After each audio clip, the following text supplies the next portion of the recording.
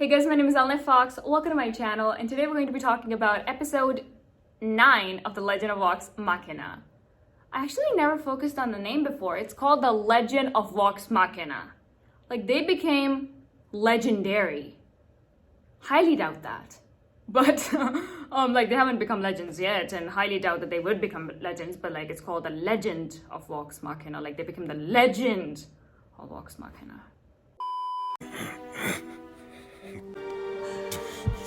His fate lies with the gods. Is that supposed to be Silas? Because it kinda looks like him, and the lady does have purple eyes, but how, he got sick? I thought he was like a vampire who doesn't even have a reflection, so how the hell did he get sick? He was fine and just arching brows till yesterday, and now he's sick? And they're saying that there is nothing more that can be done. His fate lies in the hands of the gods. I highly doubt he has anything to do with the gods. So his fate probably lies in the hands of the devil. So, why is he sick? Did he age 1,000 years in a day? How the heck did he get sick? And why is Delilah wearing pants? Oh, so this is when she discovered the book and they became magical. But she did run all the way to this library as if she was looking for something. So she was probably already aware that this book exists, and then she found it and she somehow just knew how to use that magic, and she just saved Silas. Well, I guess I have to like her a little bit for saving Silas, like a little bit. I like her a little bit for saving Silas. But I don't like this Silas. I don't like him. But then I have to give her a little bit of respect because she made the Silas that I like. Okay, you get a little bit of my respect, Delilah. I feel better. Different. I don't care how much I love someone. If I ever look in the mirror and I find out that I'm hugging on to nothing, honey, I'm divorcing you. Or I'm smashing the mirror. Or I'm going on antidepressants because, honey, we are hallucinating at this point. So, no, this is not something that I would be able to deal with. Delilah, yes, she literally just casted a spell. She literally took a piece of glass and purposefully cut herself. So, not seeing reflections might be a regular Tuesday for her, but for me, no, I am not okay with that. I'm really glad they changed Silas's entire look, because before he kind of looked like a loyal hunter king, but now he actually looks like a villain, with the two strands and the entire facial expressions. The moment he woke up from sickness, his expressions had changed, and that is such an amazing detail. Even though it might have been that he was already a bad person and close to his death, he was probably thinking about repenting, and now that he's woken up again, he's like, I'm bad. Maybe that's why the Everlight is not working, because of this voodoo stuff. But somebody did tell me that this wasn't voodoo, this was just a warning for the Vox Machina to leave. Which I have to say, Delilah, missed opportunity. You could have doubled this as a voodoo and as a warning, but you just decided to go as a warning, so your loss. Aren't these things supposed to be slow?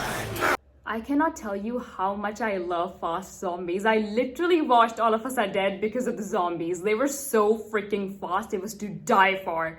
And then my aunt found out, and she told me that in World War Z, the zombies are also really fast. So what you're facing, Wax, is nothing. You need to watch these TV shows, and then you would know what fast zombies are, because, man, they were impressive. Everyone, follow Grog! Okay, this is getting unacceptable at this point. First, you decide that Cassandra must walk, even though there are 6 people that can carry her. And now, Percy is freaking running like he doesn't know a person on earth. Might I remind you, sir, that this girl died nearly? Half an hour ago? You do not care about her, she's fighting zombies all on her own, and you're running in the other direction. I have never even had a near-death experience, and I can confirm that my brother would not have left me. What kind of brother are you, Percival? Frederick Steen, one Muzo, Kolofsky, Derulo III. Get a hold of yourself. Hey, I mean, that was kind of hot, but... That wasn't kind of hot, that was kind of unnecessary. I mean, it just came out of the blue and it was hot, like she just slapped him. Probably to bring him to his senses, but that Scanlan we're talking about, I don't think he has senses to begin with. On which note, slaps are actually quite hot.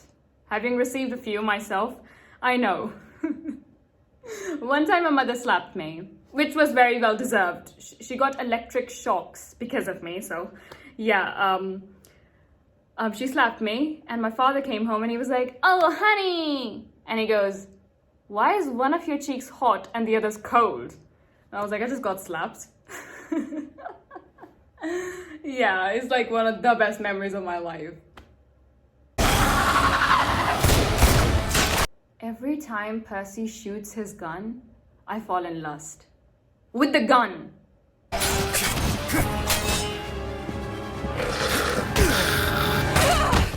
At this point, it seems like Wax just leaves a couple of zombies so Keyleth can come in, save him, and feel good about herself. He's literally like a lioness.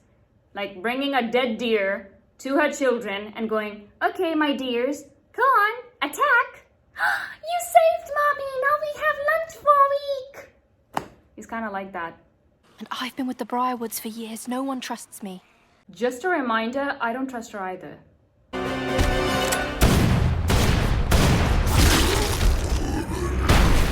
Holy shit! Holy shit, I fell in lust. Nicey, you literally gave him a hole yourself. And we all know when Scanlan sees a hole, he just goes through with it.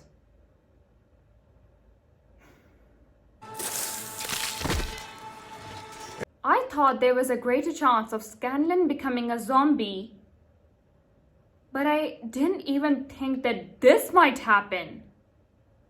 He just sliced him in half. Why are Cassandra's eyes purple like Delilah's? I told you I don't trust her. Everything about her is so shady. You know I'm in love with you, right? Well, there is liking someone, then there is loving someone, and then there is being in love with someone. And throughout all these previous episodes that I have watched, not once did I feel like Wax was in love with Keyleth. Because honey, the in love kind is not exactly the most stable. Or maybe you're a stable human and I'm not, and I'm just like completely misjudging this entire situation, but we have to give it to Keyleth. Like, this is not the time. I get it, you just saw Archie die and now you think that you'll also die and stuff and you just want her to know that you like her. But in love is a big word. Especially when you have a twin like Vex'ahlia. You do not want to utter those words in the middle of chaos. Actually, it's better to utter them in the middle of chaos because, like, if Vex'ahlia wasn't preoccupied, she probably would have beheaded Keyleth. Not Wax, Keyleth, because that's the kind of person Vex'ahlia is. She would behead Keyleth. I fell in lust. You look... Like a lamp. Is Pike lamp a part of the merchandise? Marry me? Okay. Okay. I have been feeling this ever since I started watching the series, but I've been holding back on this thought that Scanlan might like Pike. But I just cannot see the two of them together. I mean, Scanlan is Scanlan and Pike is Pike. Do I even need to describe this? No, I don't. But I don't know. I feel like Scanlan likes her. Which he kind of was like, okay, let's get married. But that's like also me. Like, if I see someone, I would also like say that let's get married, but I don't mean it. Like, if I see Silas, I would say that I want to marry him, but do I actually want to marry him? Absolutely not. He's a terrible human who would probably kill me one day as a sacrifice to the gods for his own fate. So, you know, I cannot trust him. Even otherwise, like, he's a terrible person. So, you know, just like, we often say that marry me, but we don't mean it. So, like we say, I love you and we don't mean it. So, Wax, when you said that you are in love with Keyleth, that's like a very big word. So, I don't know. Just tell me, okay? Just tell me all the ships. I'm like very confused. Does Scanlan like Pike? And does Vex'ahlia like Percy, and does Percy like her? So, you know, just tell me. I'm curious. Just tell me. It's good to see you too, Scanlan. I have such a different pronunciation. It's Scanlan. And I always call him Scanlan. And then somebody also said that I pronounce wax as wax. So how do you pronounce it? Wax? No, because then I say wax. So wax. I think maybe people pronounce it as wax. How do you say wax? The twins Vex and Vax, she shoots, he hides in the pitch. I missed you so much. You're glowing and kinda buzzing.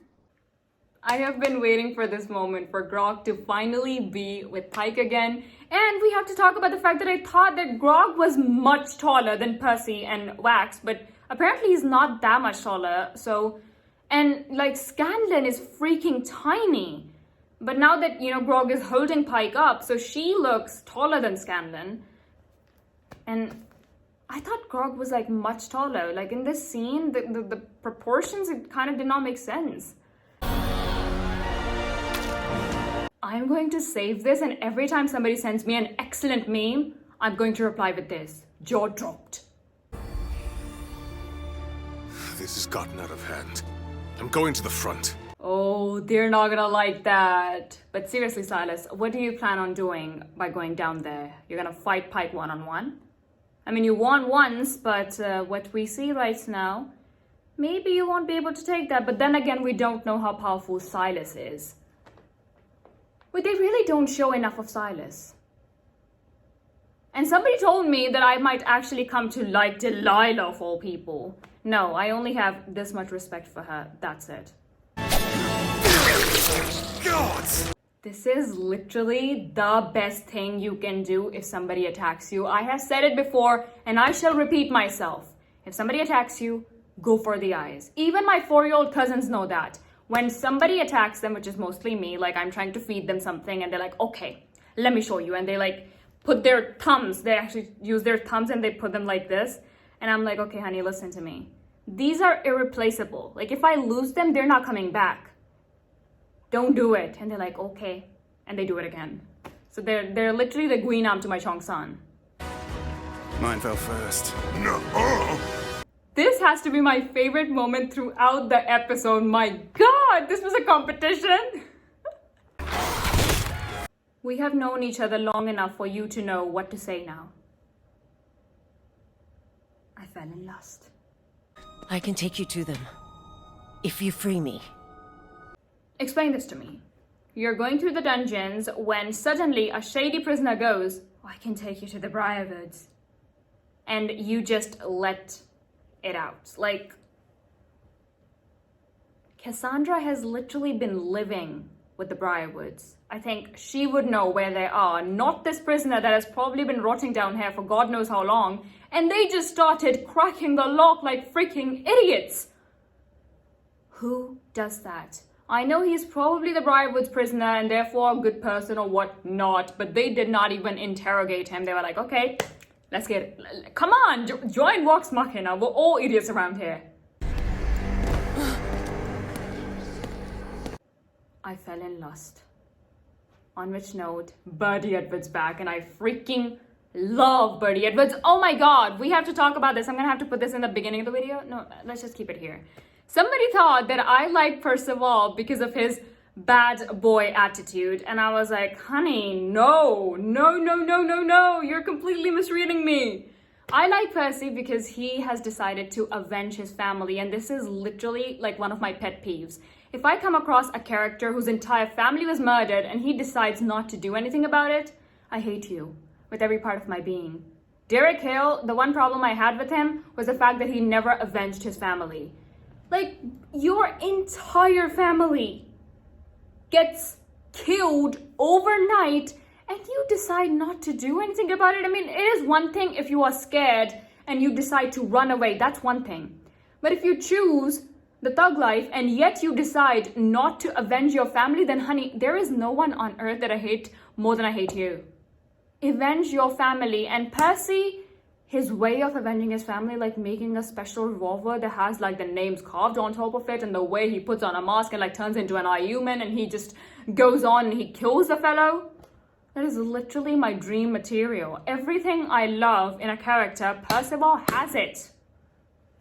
And if you have gone through something like your family getting murdered overnight and you are arrogant because of that, that makes a lot of sense. I mean, I am not mentally stable, and you expect someone who has lost all his family members to be mentally stable. I mean, at that point, you're a psycho if you're okay.